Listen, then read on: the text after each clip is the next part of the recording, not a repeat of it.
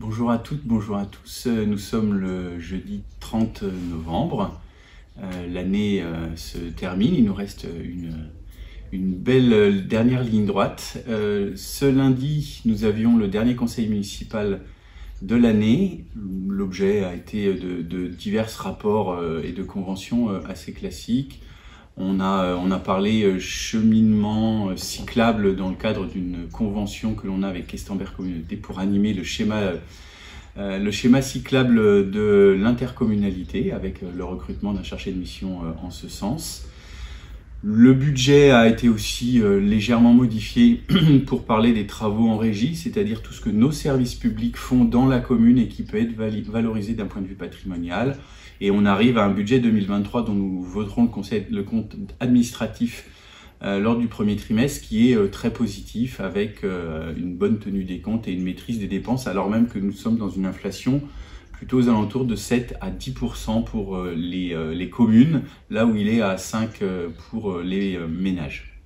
Le budget 2024 se projette avec quelques interrogations, notamment toujours sur le prix de l'énergie, qui risque d'augmenter de manière un peu plus forte, et sur les dotations de l'État, dont il a été question lors du congrès des maires la semaine dernière, lorsque j'étais à Paris.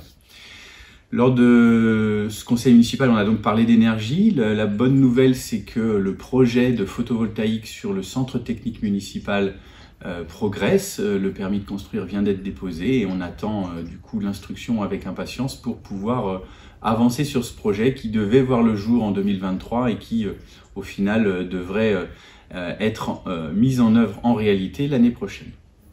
Lors de ce conseil municipal, nous avons eu aussi des discussions autour du programme Petite Ville de demain qui a fini sa phase diagnostic, rédaction et qui rentre dans sa phase action, et nous avons rééquilibré le temps passé entre les deux communes de Malansac et de Questember, ce qui était bien naturel quand on arrive dans une période où il y a autant de fiches actions d'un côté que de l'autre.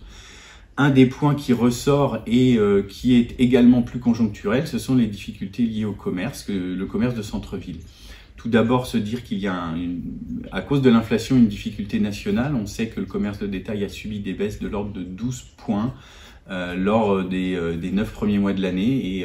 Et ça, on s'en désole. Je ne peux que vous engager à continuer à faire vos achats dans les magasins de proximité, des achats plus qualitatifs mais moins souvent.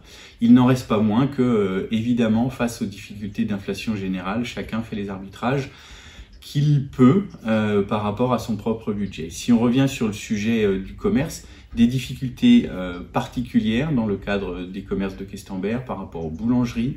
Et nous travaillons à ce jour avec Janine Magret, mon adjointe au commerce, avec les chambres consulaires, que ce soit la Chambre des métiers d'artisanat, la Chambre de commerce et d'industrie, mais également la Fédération de la boulangerie, pour discuter de ce sujet-là et de se projeter dans un avenir qui soit sécurisé autour de cela. Et s'agissant des autres commerces, évidemment, le sujet est un peu plus long terme.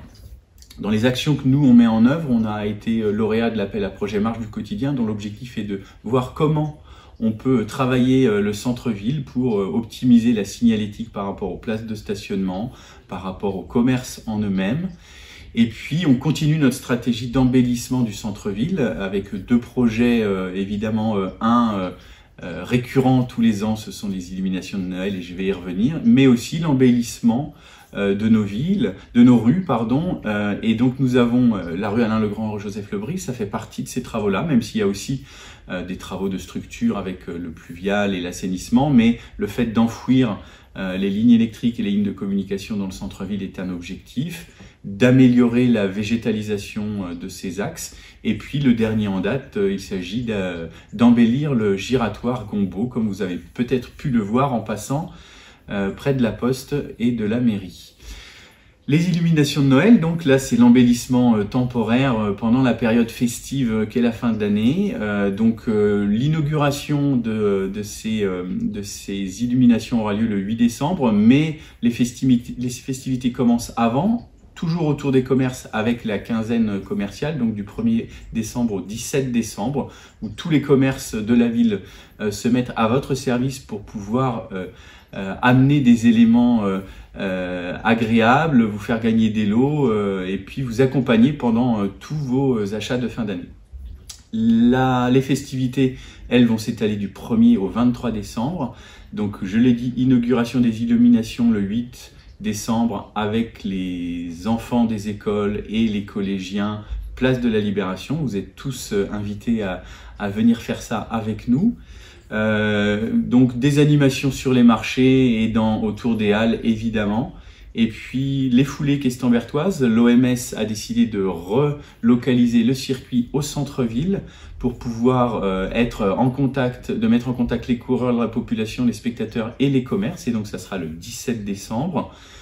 Et puis la conclusion de toutes ces festivités, ça sera le 22 décembre, juste avant les vacances, avec évidemment des animations sous les halles et le feu d'artifice tiré depuis la mairie vers 19h à peu près.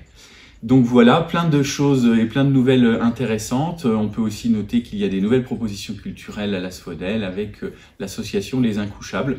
Donc je ne peux que vous inviter à profiter de ces fêtes de fin d'année modérément par rapport aux difficultés financières, mais en tout cas de profiter de ce moment du mois de décembre pour rendre un peu plus agréable notre quotidien. Voilà, écoutez, je vous souhaite une bonne journée et à bientôt.